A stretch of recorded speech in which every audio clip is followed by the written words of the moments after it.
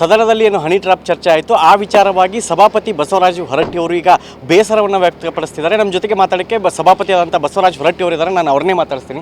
Sir, honey trap ವಿಚಾರವಾಗಿ ತಾವು ಸಾಕಷ್ಟು ಬೇಜಾರಾಗಿದ್ದೀರಿ, ಒಂದು ಹಂತಕ್ಕೆ ರಾಜೀನಾಮೆ ಕೊಡ್ತೀನಿ ಅಂತ ಹೇಳ್ತಿದ್ರಿ. ಏನು ಸರ್, ಏನಾಗ್ತಿದೆ ಅನ್ಸರ್? ಅಲ್ಲ, ಸದನದಲ್ಲಿ ನಡೆಯುವಂಥದ್ದು ನೋಡಿ. ಈಗ ಸರ್ಕಾರ ಒಂದು ಎನ್ಕ್ವೈರಿ ಮಾಡ್ತೀವಿ, ಅದನ್ನು ರಿಟೈರ್ಡ್ ಜಡ್ಜ್ ಯಾರು ಎನ್ಕ್ವೈರಿ ಮಾಡ್ತೀವಿ ಅಂತ ಹೇಳಿ ಮಾಡಿ, ಬಟ್ ಅದನ್ನೇ ಇಟ್ಕೊಂಡು ಸದನದಲ್ಲಿ ಯಾವ ಕಾರ್ಯಕ್ರಮ ನಡೀಲಾರ್ದಂಥ ಪರಿಸ್ಥಿತಿ ನಿರ್ಮಾಣ ಆಗಿ ಸಭಾಪತಿಗೆ ಸಭಾಧ್ಯಕ್ಷರಿಗೆ ಗೌರವ ಇರ್ತೈತಿ.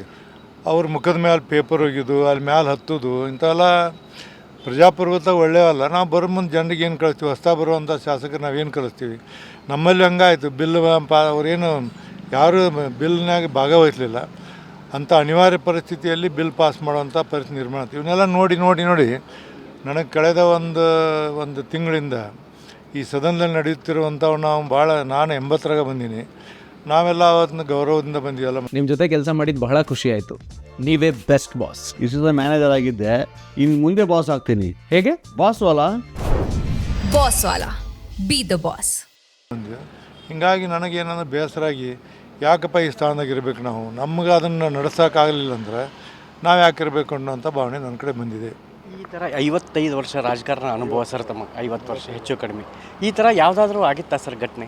ಈ ಥರ ಘಟನೆ ಆಗಿಲ್ಲ. ಒಂದು ಸರಿ ಆದಾಗ ಹಿಂಗೆ ಏನಂದ್ರೆ ಸದನ ಮುಗಿಮಠ ಹೊರಗೆ ಹಾಕಿದ್ರು. ಅಂದರೆ ಈ ಥರ ಅಲ್ಲ, ಏನೋ ಒಂದು ಅವಾಜ್ ಶಬ್ದ ಮಾತಾಡಿದ್ರು, ಏನೋ ಮಾಡಿದರು, ಹಿಂಗಾಗಿತ್ತು. ಬಟ್ ಇದು ಏನಂದ್ರೆ ಇದು ಇಷ್ಟು ಕಠಿಣವಾಗಿ ಇದಕ್ಕೆ ಹೋಗ್ಬೇಕಾದ್ರೆ ಸ್ಪೀಕರ್ ಇದ್ರ ಮೇಲೆ ಯಾವಾಗಾರು ಹತ್ತಬಾರ್ದು. ಯಾರೇ ಇರಲಿ ಸದಸ್ಯರು ಹತ್ತಿ ಅವ್ರನ್ನ ಜಗ್ಗಾಡೋದಂತ ಎಲ್ಲ ಮಾಡಬಾರ್ದು. ಸದನದಲ್ಲಿ ಚರ್ಚೆ ಆಗಿರ್ಬೇಕಾಗ್ತಕ್ಕಂಥದ್ದು ವಿಷಯಗಳು ಸರ್, ಅಭಿವೃದ್ಧಿ, ಶಿಕ್ಷಣ, ಆರೋಗ್ಯ ಏನಿಲ್ಲ. ಅವ್ನು ಬಿಟ್ಟು ಎಲ್ಲ ಹಾಕಾವು. ಅವ್ನು ಬಿಟ್ಟು ಬರ, ರೈತರ ಪರಿಸ್ಥಿತಿ, ಶಿಕ್ಷಣ ಪರಿಸ್ಥಿತಿ, ಹೆಲ್ತ್ ಇವ್ನು ಬಿಟ್ಟು ಯಾವ್ದಾರು ಒಂದು ಏನೋ ಬಂದ್ರೆ ವಿರೋಧ ಪಕ್ಷ ಅವರು ವಿರೋಧ ಮಾಡ್ತಾರೆ, ಆಳೋ ಪಕ್ಷ ಅವ್ರು ಡಿಪೆಂಡ್ ಮಾಡ್ತಾರೆ. ಇದನ್ನು ನಡೆದೈತಿ. ರಾಜಕಾರಣ ಹೇಳ ನಿನಗೆ, ಮರ್ಯಾದೆ ಇದ್ದವ್ರು ರಾಜಕಾರಣ ಇರಬೇಕು ಇರಬಾರ್ದು ಅನ್ನೋ ಸ್ಥಿತಿ ಇವತ್ತು ನಿರ್ಮಾಣ ಆಗಿದೆ. ನನಗಂತೂ ಬೇಸರ. ತಾವು ರಾಜೀನಾಮೆ ಕೊಡ್ತೀರಾ ಅಥವಾ ಏನು ಯೋಚನೆ ಮಾಡ್ತೀರಾ? ಯೋಚನೆ ಮಾಡಾಕತ್ತೀನಿ. ಏನು ಅಲ್ಲೇ ಅದು ನಡ್ಸೋಕೆ ನನಗತ್ತೆ ಯೋಗ್ಯತೆ ಇಲ್ಲ ಅಂತ ನನಗೆ ಅನ್ಸತ್ತೈತಿ.